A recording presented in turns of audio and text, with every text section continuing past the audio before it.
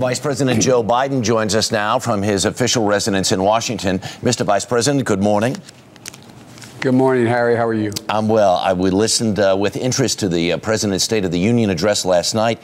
The headline on the front of USA Today says, "We face a deficit of trust." A deficit of trust. Who do you think is most responsible for that deficit of trust, Mr. Vice President?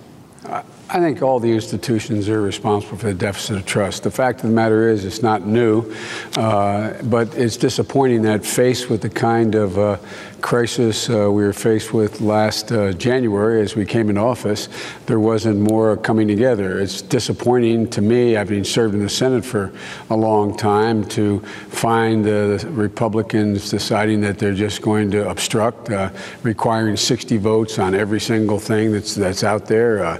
Basically every important initiative. That's a supermajority. I don't recall that happening before. And it appears as though there is a sense that the only way they can win is if, quote, we lose, but the country's losing in the meantime.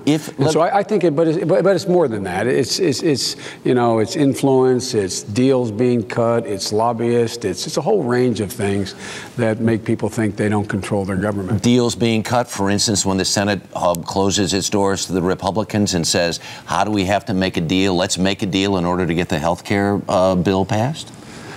Well, look, after 6 months of Harry saying, please, any Republican, please come in the door, do something positive, join us. There are only 3 Republicans I know that seriously considered engaging in the health care debate. And after a while, when there were 57, 58 votes for almost every single thing we proposed, at least 51 votes.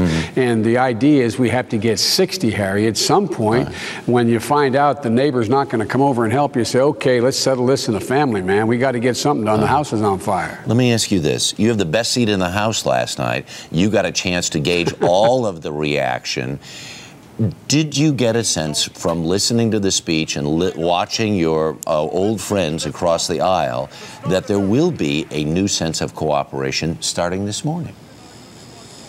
Well, I'm an eternal optimist. I didn't get it from the reaction. The one thing I did find that there was a reaction to was most of what he said on foreign policy, most of what he said on the idea of helping small businesses and creating jobs. So that was positive. I didn't see much of a reaction on a number of other things the president talked about. What really disappointed us both, the president and I, the president had supported this proposal by a group of Republicans and Democrats to set up a commission to deal with the long-term debt. Everybody talks about you have to do something about Social Security and Medicare, and we do. And I was in the deal last time with Bob Dole 20-some years ago. Bob Dole, George Mitchell, where we settled for 30 years Social Security, and we all worked together. And it was really disappointing that 7 of the Republican co-sponsors of that proposal yesterday voted against it. And then when the president talked about the kind of things we have to do to take responsibility for what we did to add to the debt and what they did to add to the debt previously, there didn't seem to be much of a reaction. But, you know, this is a little bit of theater, and I'm hoping, I know there's a core of Republican senators who want to work on this with us. All right. Mr. Vice President, thank you for the time this morning. Do appreciate it, sir. Thanks an awful lot, Harry. All right.